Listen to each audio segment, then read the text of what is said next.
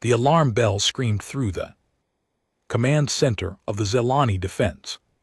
Fleet Commander Lyra Voss ran down the metal hallway, her bare feet making soft sounds on the cold floor. Her skin glowed bright orange with fear as she rushed into the main control room. "Report," she ordered, breathing hard from her run. Captain ZTH turned from his station, his tall body shaking.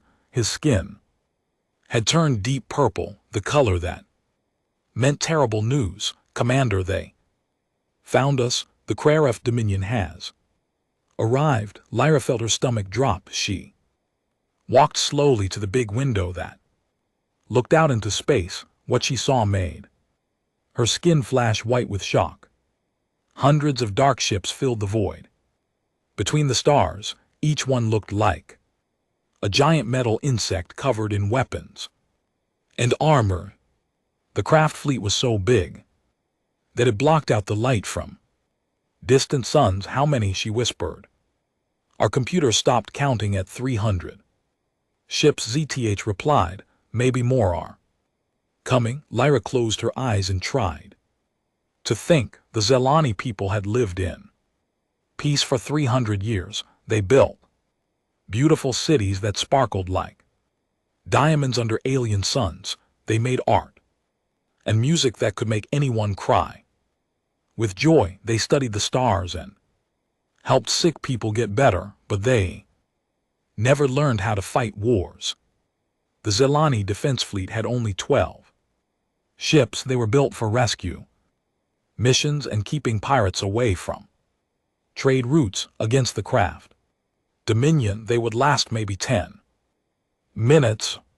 Incoming message from the craft flagship, announced Lieutenant Mora from her position near the communication equipment. "Put it on the main screen," Lyra ordered. The face that appeared made several Zelani officers step backward. War Leader Gorth looked like a nightmare come to life. His black shell gleamed under the ship's lights. 4 red eyes stared out from his insect head. Sharp mandibles clicked together. When he spoke, "I am War Leader Gorth of the Craft Dominion," the alien said, his voice like grinding metal. "You will surrender your worlds to us now. Your people will serve the Dominion as workers. Your ships will be destroyed. Your cities will become our factories." Lyra stepped forward, trying to keep her voice steady. "This system belongs to the Zelani Confederation. We have done nothing to your people. We only want peace." Gorth laughed, a sound like breaking glass. "Peace is for the weak. The strong take what they want. You have 12 hours to surrender. After that, we will burn your worlds from space. Your choice is simple. Give up now and live as slaves, or fight and die as heroes." The communication ended. The command center fell silent except for the quiet hum of machines and the soft breathing of scared people. "What are our options?" Lyra asked her officers. Captain ZTH looked at his computer screen. "We could try to evacuate some civilians, but we do not have enough ships. Maybe we can save a few thousand people out of 50 million. What about allies?" Lyra asked. "Who can we call for help?" "The Crystal Collective is too far away," reported Lieutenant Mora. "The Trade Federation has no military ships. The Republic of Free Worlds is fighting their own war against the metal mines. Everyone else is either too weak or too scared of the craft." Lyra walked back to the window and stared out at the enemy fleet. Each craft ship was bigger than her flagship. Their weapons could crack planets in half. Their shields had never been broken by any known force, but giving up meant watching her people become slaves. It meant seeing their beautiful cities turned into ugly factories. It meant the end of everything the Zelani had built over centuries of peace and hard work. Send a message to all our ships, she said quietly. Tell them to prepare for battle. Commander, Captain ZTH said softly, we cannot win. They will destroy us in minutes. I know, Lyra replied, but we are not doing this to win. We are doing this so our people know that someone tried to protect them, even if we fail. Maybe someone will remember that the Zelani Defense Fleet did not give up. Without a fight, she turned to Lieutenant Mara. Open a communication channel. Use all frequencies. Send this message to every corner of space. Mara's fingers moved quickly over her controls. Channel open, Commander. Lyra took a deep breath. Her skin had changed to bright silver, the color of desperate courage. This is Commander Lyra Voss of the Zelani Defense Fleet, she said, speaking clearly into the communication system. We are peaceful people facing total destruction. The Krath Dominion has surrounded our home world with a massive fleet. We have no strong allies, no powerful weapons, no hope of winning this fight. She paused, looking out at the enemy ships that grew larger by the minute. If there are any species out there willing to help defend innocent lives, we are in the Kepler Form 42 system. We are asking not because we think anyone will come, but because we have to try. Our children deserve to know that we did everything possible to save them. The message went out across space, traveling faster than light through special communication networks that connected the galaxy. It would reach hundreds of worlds and thousands of species. Most would hear it and feel sorry for the Zelani, but do nothing. Some would not care at all. A few might even be happy to see another peaceful species destroyed. But the message also reached a small blue planet on the edge of known space, a world that most aliens had never heard of, a world where the dominant species had spent thousands of years learning how to kill things that were bigger, stronger, and meaner than they were on Earth. In a hidden room deep under the Pentagon, Admiral Jake Morrison listened to the alien message with growing interest. He was an old man with gray hair and scars on his hands from wars fought long ago, but his eyes were sharp and angry as he watched the translation appear on his computer screen. How long to get there? He asked Colonel Lisa Grant, a tough woman with short black hair who stood nearby. 18 hours if we push the engines hard, she replied. But sir, we would be going into a fight against an unknown enemy. We do not know how many ships they have or what weapons they use. Morrison stood up and walked to a wall covered with pictures, photos of human soldiers from a dozen different wars, men and women who had died fighting to protect people they never met. For 50 years we have been getting ready for this moment, he said quietly. We built ships in secret. We trained soldiers to fight in space. We made weapons that would scare the devil himself. He turned to face Colonel Grant. The whole galaxy is about to learn something important. They are about to find out what happens when you pick on someone while the humans are watching. Morrison walked to his desk and picked up a red phone that connected him directly to the President of the United States. Sir, this is Admiral Morrison. We just received a distress call from an alien species under attack. I am requesting permission to deploy the first contact fleet. He listened for a moment, then smiled grimly. Yes, sir, I understand. We are going to show them what Earth's children can do when someone hurts innocent people. In space, the Krath fleet moved closer to the Zelani home world. War leader Gorth was already planning how to divide up the conquered territory among his officers. He had no idea that his message of surrender had been heard by species that had turned warfare into an art form. The cry for help had gone out across the galaxy, and in the darkness between stars, something very dangerous was getting ready to answer that call. Something that had spent 4 billion years learning how to fight, something from a small blue planet called Earth. Captain Ben Rodriguez stood on the bridge of the UES Retribution, watching his crew prepare for humanity's first battle among the stars. The ship was hidden in the shadow of Pluto's moon, far from Earth where no alien eyes could see it. Around him, 11 other human warships waited in the darkness of space. The Retribution was not like the pretty ships that other alien races built. It was painted black and gray. Like a shark, sharp edges covered its hull. Weapons stuck out from every surface. It looked exactly like what it was built to be, a machine designed to kill other machines. All stations report. Ready for jump, announced Lieutenant Amy Peterson from her position at the weapons control. She was young but had trained for this moment her whole life.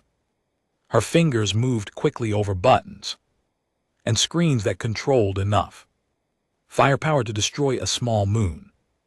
Communications are clear, reported Danny Walsh from his station. All 12 ships are ready to go. The Roosevelt, the Fury, the Vengeance, and the others are waiting for your order, Captain.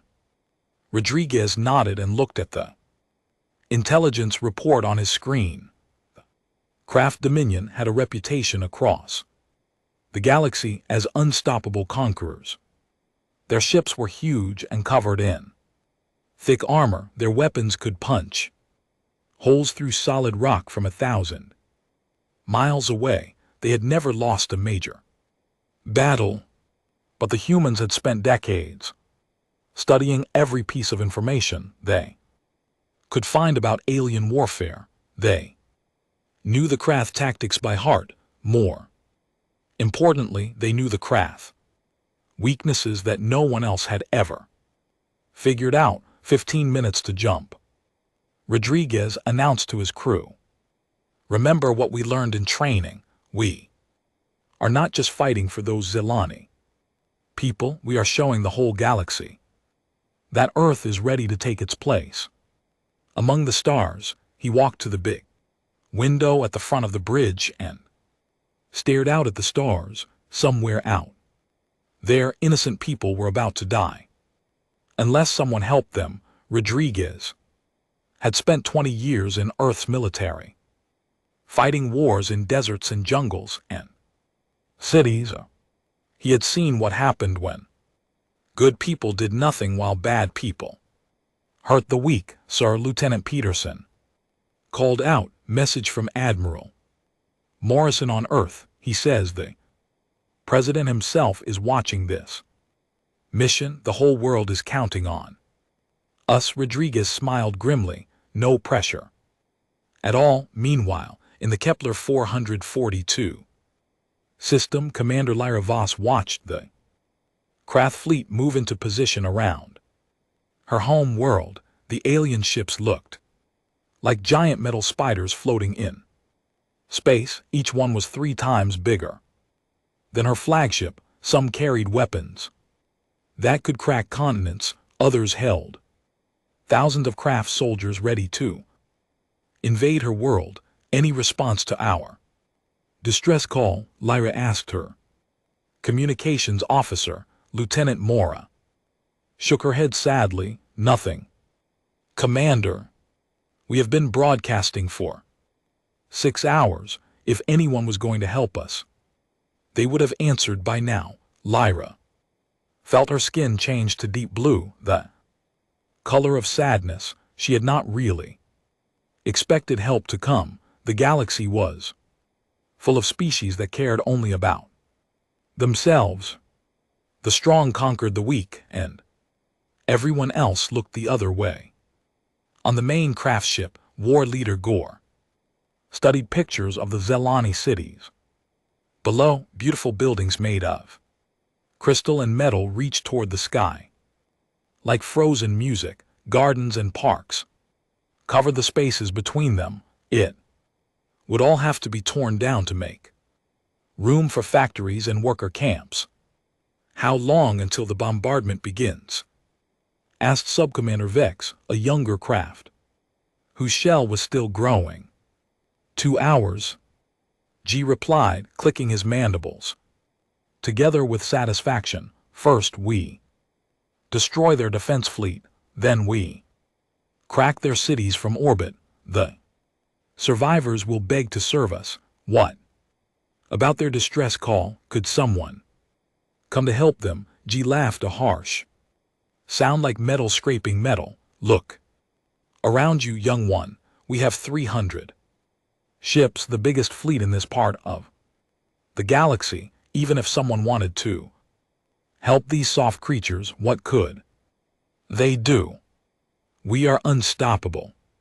But even as he spoke those words, space itself began to tear open at the edge of the solar system. 12 holes appeared in reality, each one crackling with strain energy. Through them came ships that made the craft pause in confusion. The human vessels were smaller than craft dreadnoughts, but somehow more frightening. They moved through space like living predators, their engines leaving trails of blue fire behind them. Unknown ships.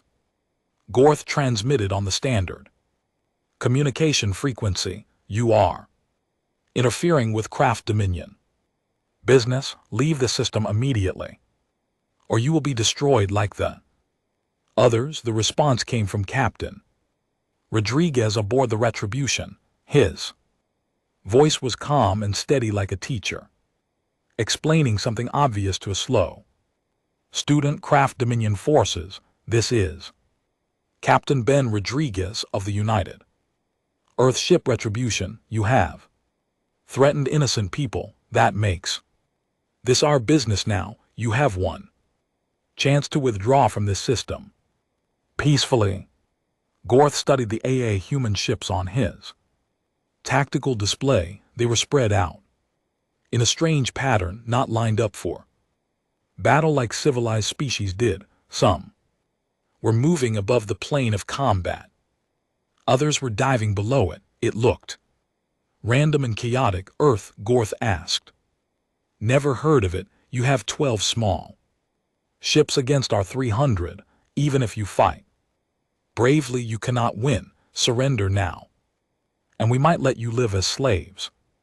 Rodriguez chuckled, a sound that somehow carried menace even through the communication system. Let me tell you about humans, war leader. We come from a planet where everything tries to kill everything else, where the weather can freeze you solid or boil you alive, where tiny invisible creatures wage war inside your body every second of every day. The human ships continued their strange dance through space, moving closer but never in straight lines. We spent 1,000,000 years learning how to hunt animals 10 times bigger than us. With nothing but sharp sticks and teamwork, we turned wolves into pets and made them help us hunt their own cousins. We looked at the ocean full of sharks and decided we wanted to swim in it anyway. Captain Rodriguez paused, and when he spoke again, his voice was harder. You want to know what makes us dangerous? We do not just fight to survive, we fight to protect people we have never met.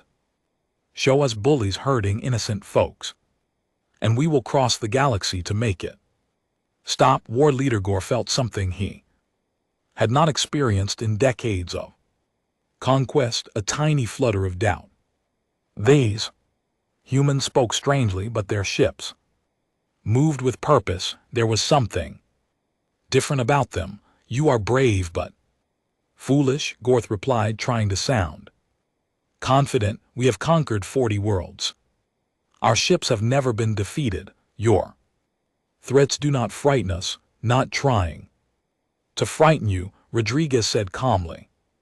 Just giving you one last chance to leave. After this we show you what 4 billion years of evolution produces when everything on your planet is trying to eat you. The communication ended. For a moment both fleets hung in space, studying each other across the void.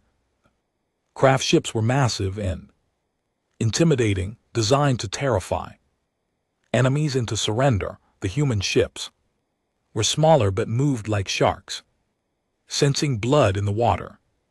Commander, Lyra Voss watched from her position, the planet hardly daring to hope someone had actually come to help them.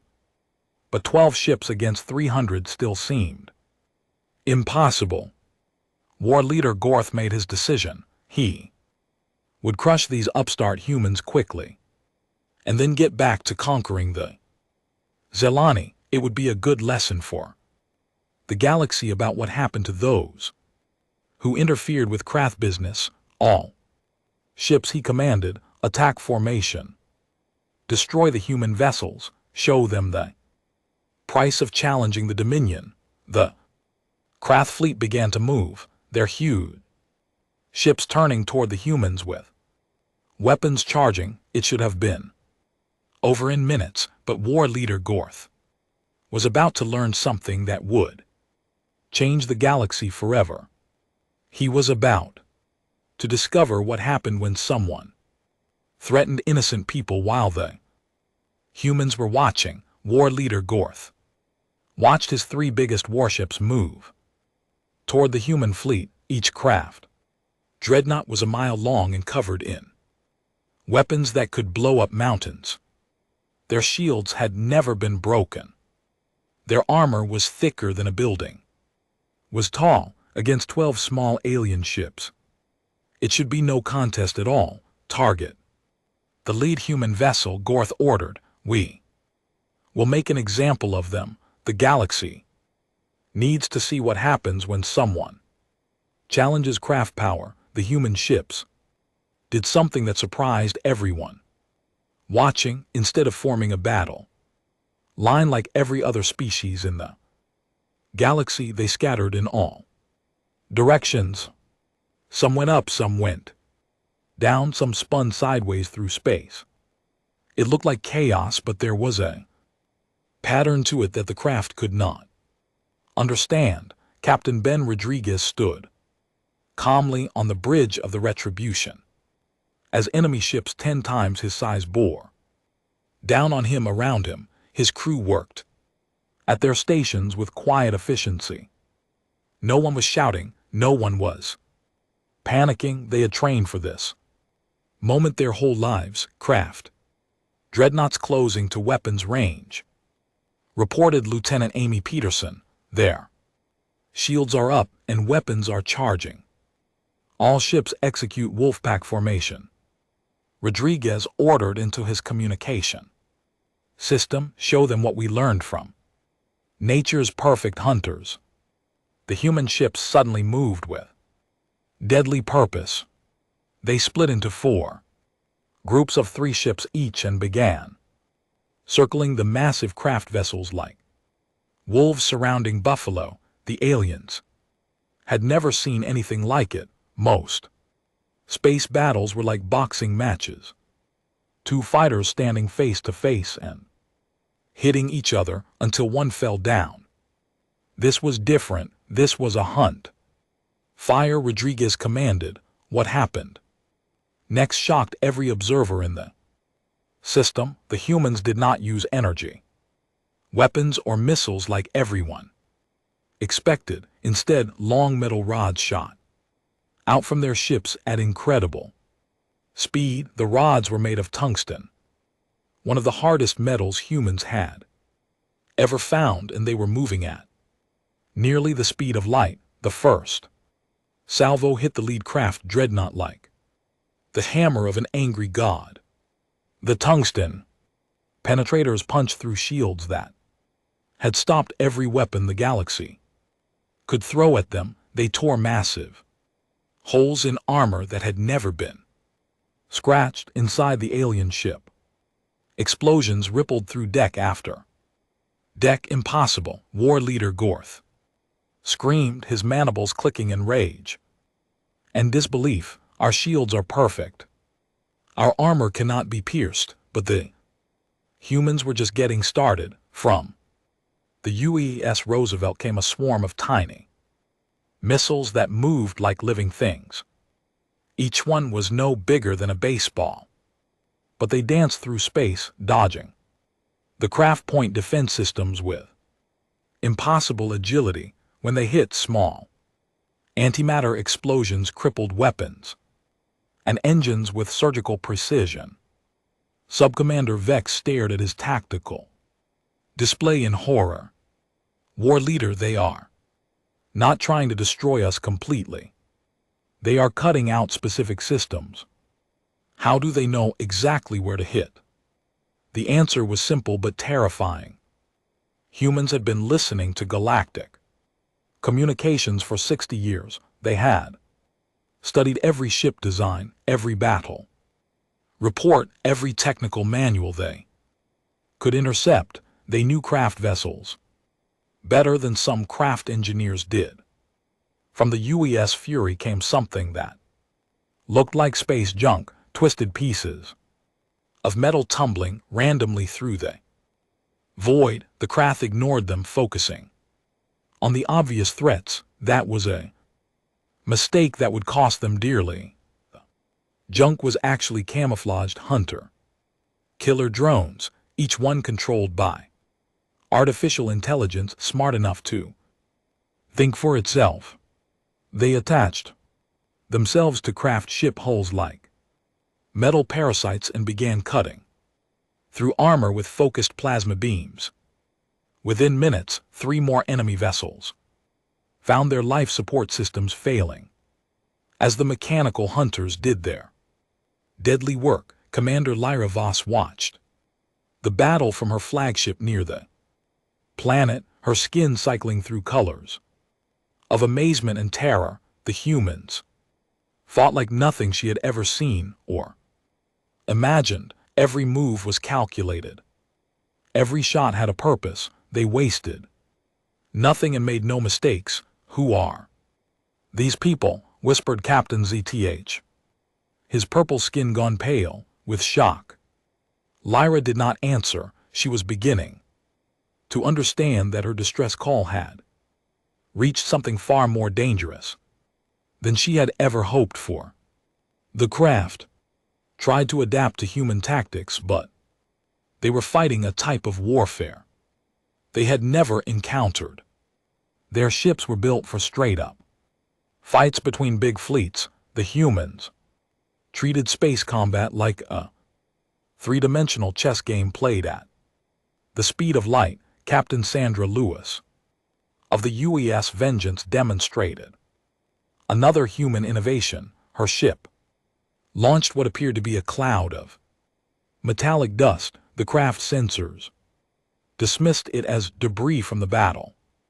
But when 2 enemy cruisers flew through the cloud, the dust revealed its true nature. Each microscopic particle was a tiny robot programmed to interfere with electronic systems. The craft ships suddenly found their computers crashing and their weapons shutting down at random intervals. This is not warfare, snarled War Leader Gorth, watching his fleet fall apart around him. This is some kind of witchcraft. But Captain Rodriguez was not done showing the galaxy what humans could do. His ship released a spread of missiles that split apart in flight, each one becoming dozens of smaller warheads. The craft point defense systems went crazy, trying to track hundreds of tiny targets, all moving in different directions. Most of the warheads were decoys, but the few real ones that got through hit exactly where they needed to. The lead craft, Dreadnought, began to list To one side, its engines sputtering and failing. Emergency lights flashed along its hull as damage control teams tried desperately to save their ship. But the humans had targeted every critical system with the precision of surgeons. Status report, Gorth demanded engines at 30% power. His engineering officer replied, weapon systems offline, life support failing on deck 7 through 15. We have hull breaches on multiple levels.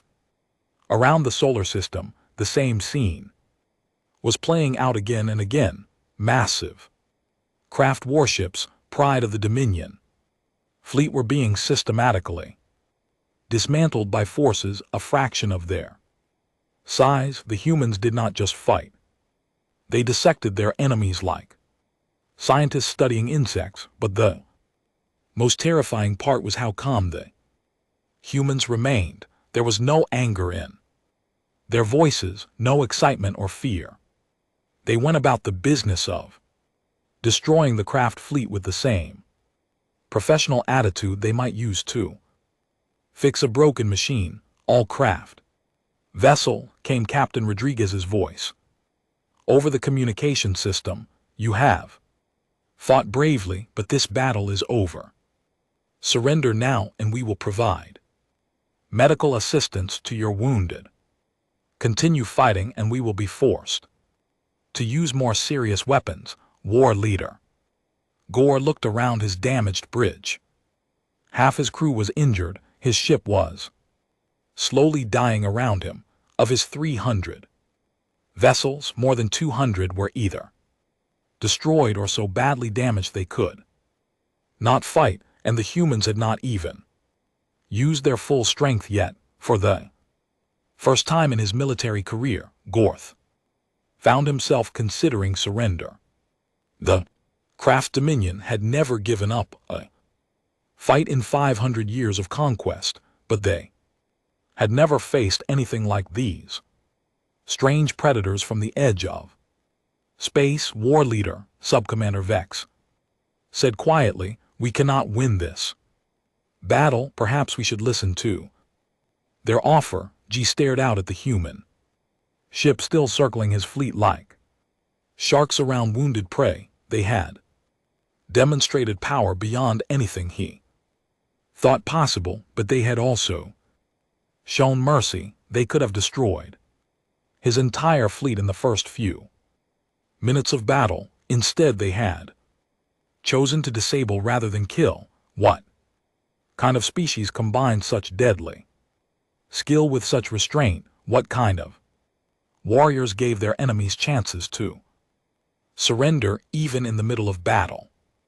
The war leader was about to learn that humans were not just different from other species, they were something entirely new in galactic civilization. They were predators with conscience, killers with mercy, monsters who chose to be heroes, and the galaxy would never be the same. War leader Gorth stood in the transport bay of the UES Retribution, still trying to understand how everything had gone so wrong. 3 hours ago he commanded the most powerful fleet in this part of the galaxy. Now he was a prisoner aboard an alien ship, waiting to meet the creatures who had destroyed his forces with such ease. The human ship was different from anything he had seen before. The walls were clean but functional, with no decoration or beauty. Everything served a purpose. Weapons were built into the corridors. Blast doors could seal off sections in seconds. Even surrendered, this vessel felt ready for war at any moment. 2 human soldiers escorted him through the ship. They were smaller than craft warriors, but they moved like trained killers. Their weapons were strange projectile throwers that could punch holes through his natural armor. Their eyes never stopped watching for danger. This way, said one of the humans, a woman with short brown hair and scars on Her hands, the captain wants to talk to. You, Gad had expected to be thrown into a prison cell or maybe killed. Immediately, instead the humans treated him like a visiting officer from another fleet. It was confusing and somehow more frightening than simple cruelty would have been. The door to the captain's ready room slid open with a soft sound. Inside, Captain Ben Rodriguez sat behind a simple metal desk, reading reports on a glowing screen. He looked up when Gore entered and gestured to a chair that had been built to hold the alien's large frame. Please sit down, Rodriguez said politely. Can I offer you anything?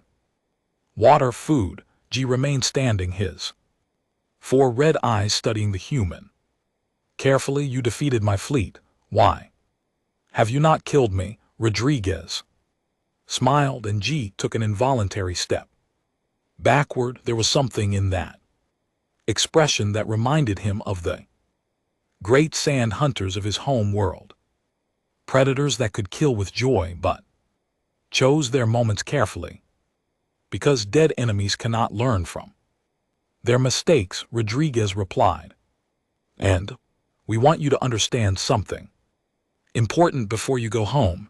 Go home? G asked, his mandibles clicking in confusion. You are releasing me eventually, after we have a little chat. Rodriguez stood and walked to a wall covered with pictures, images of human soldiers from different time periods, all wearing different uniforms but with the same hard look in their eyes. Tell me, war leader, what do you know about human history? Nothing, G admitted. We had never heard of your species before today. Rodriguez nodded and touched a control. On his desk, a holographic display appeared in the air between them, showing images that made Gore's eyes widen in shock. Humans fighting with crude weapons against giant beasts, armies clashing across fields of mud and blood, cities burning under falling bombs, ships sinking in dark oceans, while tiny figures struggled in the water. This is our story, Rodriguez said quietly. For most of our existence, we have been at war, not just with other species, but with each other. We fought over territory, resources, ideas, even the color of our skin. The images kept changing, showing conflict after conflict across thousands of years. G saw humans killing each other with swords, guns, bombs, and weapons he could not identify. Why are you showing me this? G asked. Because I want you to understand what you were really facing today, Rodriguez replied. You see, war leader, we are very good at violence. We have had a lot of practice. Hologram shifted to show human soldiers in different environments: jungles, deserts, frozen mountains, deep oceans. Always fighting, always adapting, always finding new ways to kill things that were bigger and stronger than they were. But here is the important part, Rodriguez continued, and his voice grew softer. We also learned something else. Along the way, we learned that the greatest strength is not the ability to destroy enemies. The greatest strength is choosing to protect innocent people. New images appeared: humans rescuing civilians from burning buildings, soldiers sharing their food with hungry children, medics treating wounded enemies on battlefields, people of different colors and beliefs working together to help strangers. Every major war in our history produced heroes who risked everything to save people they had never met. Rodriguez explained. We cannot help ourselves. Show us someone being hurt by bullies, and we will find a way to make it stop. Gorth studied the images carefully. The humans in the pictures looked ordinary, small, soft, without natural weapons or Armor, but their eyes held something. That reminded him of the most dangerous predators he had ever seen. This explains your tactics, said slowly. You do not fight just to win, you fight to protect others. Exactly, Rodriguez replied. Every weapon system we use today was designed to disable rather than destroy. We could have turned your entire fleet into radioactive dust the first 10 minutes of battle. Instead, we chose to give your crews a chance to survive. YG asked. We came here to conquer and enslave. We would have shown no mercy to you. Rodriguez walked back to his chair and sat down. Because even our enemies deserve a chance to go home to their families, because killing should always be the last choice, not the first, because someone has to break the cycle of violence, and it might as well be us. The door opened and another human entered, a woman with gray hair and the kind of face that had seen too much war. She wore a uniform with more decorations than Rodriguez, marking her as someone very important. War leader Gorth. Rodriguez said, standing up. This is Admiral Carol Johnson, our diplomatic representative. She has some things to discuss with you.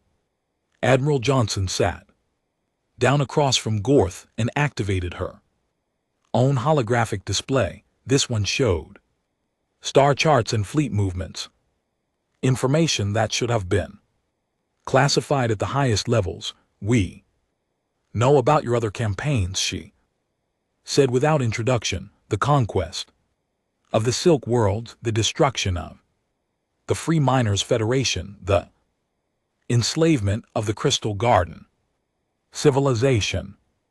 Gore felt his confidence crumble. Further, how did these humans know so much about craft military operations? For 60 years we have been watching galactic civilization. Johnson continued, listening to your communications, learning your languages, studying your tactics. We wanted to understand what we would be dealing with before we revealed ourselves. You have been spying on us, G demanded. Observing, Johnson corrected. There is a difference. We never interfered until today. We never attacked anyone. We just watched and learned. She leaned forward, and her eyes were as hard as Captain Rodriguez's smile. We cataloged 847 different intelligent species. We mapped the political boundaries of 23 galactic nations. We analyzed the military capabilities of every major force in this part of space. Johnson paused to let that information sink in. Do you know what we discovered, war leader? We found a galaxy full of bullies picking on people who could not fight back. Species like yours conquering peaceful civilizations and enslaving them. Pirates raiding trade routes while governments looked the other way, strong preying on weak while everyone else pretended not to see. That is the natural order, Gore replied, but his voice lacked conviction. The strong rule, the weak serve, maybe, Johnson admitted. But humans have a different idea. We think the strong should protect the weak. We think bullies should be stopped. We think someone needs to stand up for the innocent. She stood and walked to the window that looked out into space. In the distance, rescue ships were helping damaged craft vessels repair their engines and treat their wounded. This is our formal introduction to galactic civilization, war leader. Today, every species in this part of space learned that there is a new power watching them, a power that will not tolerate the strong abusing the weak. Gorth looked out the window at his defeated fleet. Most of his ships were still intact, saved by human mercy rather than destroyed by human weapons. His crews were alive because these strange predators chose restraint over slaughter. What happens now? He asked. Quietly, Admiral Johnson turned back to face him. And for the first time she smiled. It was not a cruel expression, but it was not entirely friendly either. Now you go home, she said. You tell your leaders what happened here. You explain that there is a species called humanity that will not allow innocent people to be conquered and enslaved, and if the Dominion decides to fight you anyway. Johnson's smile grew wider and somehow more frightening. Then we will teach the entire galaxy the same lesson we taught you today. We will show everyone what 4 billion years of evolution produces when guided by conscience and tempered by mercy. She walked to the door, then paused and looked back. Oh, in war, leader, tell your people that if they want to conquer someone, they should pick on species their own size. The aim of bullying peaceful civilizations is over. The door slid shut behind her, leaving Gorth alone with his thoughts and the growing realization that the galaxy had just changed forever. 6 months after the Battle of Kepler 442, the galaxy was a very different place. News of humanity's victory had spread to every corner of known space, carried by traders, diplomats, and the survivors of the Kraraf Dominion fleet who told their story to anyone who would listen. Admiral Jake Morrison stood in the great assembly hall of the Galactic Council on the neutral world of Haven Prime.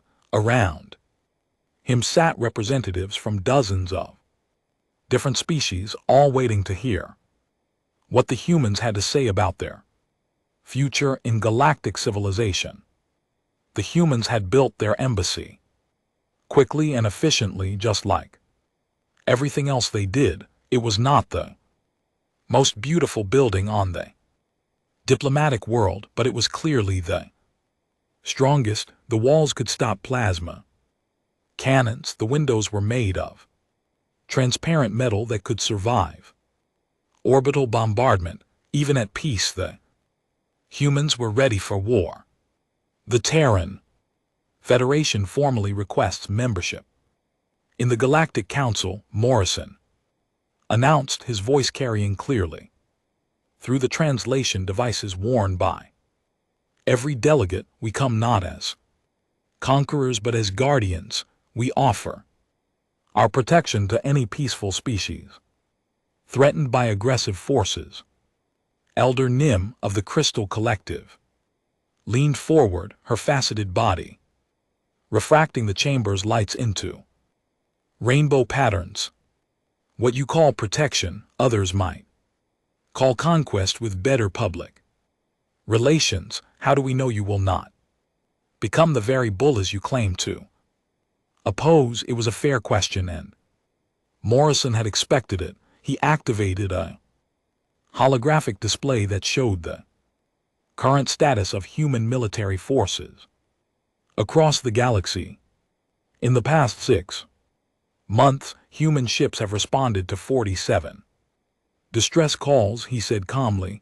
Pirate attacks on trade routes, natural disasters on colony worlds, slave raids by the Crimson Fleet. In every case we provided assistance and then withdrew. We conquered no territory. We demanded no tribute. We asked for nothing except the chance to help. Representative Caney of the hegemony of stars gestured with his multiple arms. Yet your mere presence has disrupted the balance of power that has existed for centuries. Several aggressive species have already modified their expansion plans because they fear human intervention. Morrison nodded. Good, that was the point. Commander Lyra Voss of the Zelani Defense Fleet stood to address the assembly. Her skin glowed soft gold with gratitude as she spoke. 6 months ago, my People faced extinction, the Krath. Dominion was preparing to destroy our civilization and enslave our children. We sent out a desperate call for help. Never expecting anyone to answer, she looked directly at Admiral Morrison. Not only did the humans answer our call, but they risked their lives to save people they had never met. They could have demanded anything from us in return: territory, resources, allegiance. Instead, they asked only that we treat our neighbors with the same kindness they showed us. Her testimony was powerful, but Morrison knew it would take more than one grateful species to convince the Council the galaxy had lived under the rule of might makes right for too long to change overnight. We understand your concerns, Morrison continued. Power corrupts and absolute power corrupts. Absolutely. That is why we propose the creation of the Guardian Corps, a joint military force with representatives from multiple species dedicated to protecting the innocent and maintaining peace. The proposal caused an immediate stir among the delegates. Joint military commands were almost unknown in galactic politics. Most species guarded their military secrets jealously and trusted no one else with their defense. Humans would command this Guardian Corps, asked Elder Nim. Humans would provide the backbone, Morrison replied. We have the ships, the training, and the experience in this type of warfare, but every member species would contribute personnel and have a voice in how the Corps operates. No single species, including humanity, would have absolute control.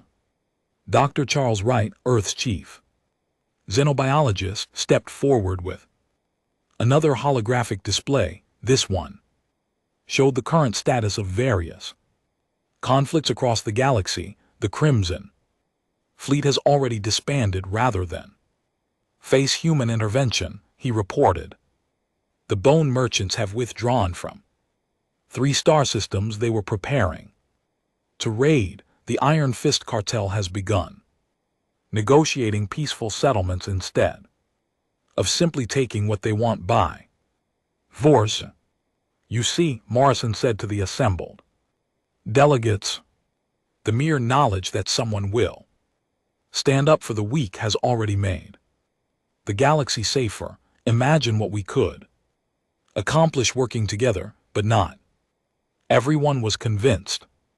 War leader Gore of the Kraraf Dominion rose from his seat, his black shell gleaming under the chamber lights. He had been allowed to attend as an observer, part of the new policy of including former enemies in diplomatic discussions. The humans speak of peace and protection, Gorth said, his translated voice carrying a hint of his old arrogance. But they defeated our fleet through superior violence. They are simply better predators than the rest of us. Morrison smiled, the same expression that had once terrified the Krath. Commander, you are absolutely right, war leader. We are very good at violence. The question is what we choose to do with that ability. He walked to the center of the chamber, where every delegate could see him.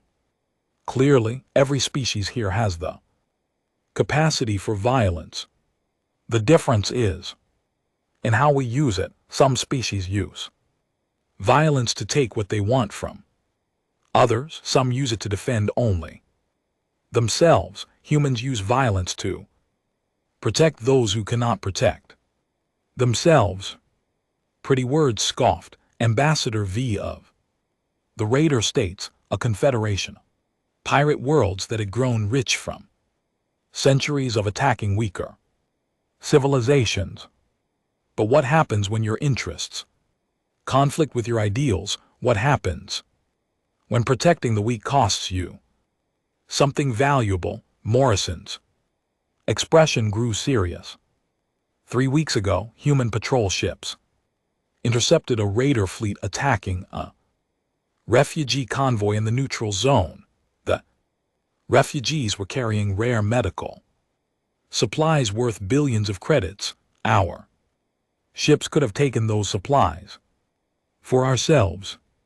Instead, we escorted the convoy to safety and helped distribute the medicine to the plague victims on Theta Prime. The chamber fell silent as delegates absorbed this information. The plague on Theta Prime had killed millions of people. The medical supplies the humans had protected were literally worth more than some planetary economies. That is what happens when our interests conflict with our ideals. Morrison continued, the ideals win every time because that is who we choose to be. Captain Ben Rodriguez entered the chamber, still wearing his military uniform. He had been summoned to provide a soldier's perspective on the Guardian Corps proposal. The captain has a message from Earth's military leadership, Morrison announced. Rodriguez walked to the speaking podium with the confident stride of someone who had faced death among the stars and survived. When he spoke, his voice carried the weight of absolute conviction. 6 months ago, we revealed ourselves to the galaxy by answering a cry for help. Today, I want to make a promise to every peaceful species represented here. If you are threatened by forces beyond your ability to resist, call for help. If you are facing extinction at the hands of cruel enemies, call for help. If your children are in danger and you have nowhere else to turn, call for help. He paused, looking around the chamber at faces that belonged to dozens of different worlds. And we will answer every time, no matter how far we have to travel or how dangerous the journey, no matter what it costs us or how impossible the odds seem. We will answer because that is what humans do. We protect the innocent. We stand up for the weak. We fight monsters so that others do not have to. The vote was closer than Morrison had hoped, but wider than he had feared. The Guardian Corps was approved by margin of 67% with funding and jurisdiction to operate in any system that requested their help. As the delegates filed out of the chamber, Elder Nim approached Admiral Morrison. Her crystalline features reflected his image in fractal patterns. You have taken on a great responsibility, she said quietly. The galaxy will hold you to your promises. Morrison nodded. We would not have it any other way. Outside the embassy, Captain Rodriguez looked up at the stars and thought about all the people out there who might need help someday. Somewhere in the darkness, another species might be facing extinction. Another civilization might be crying out for rescue.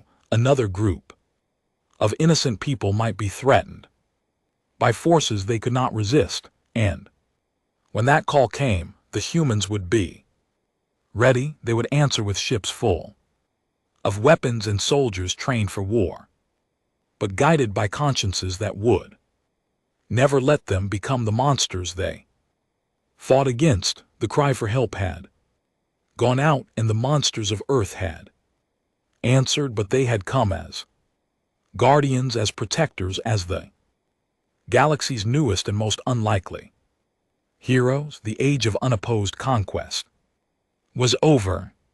The age of protection had begun.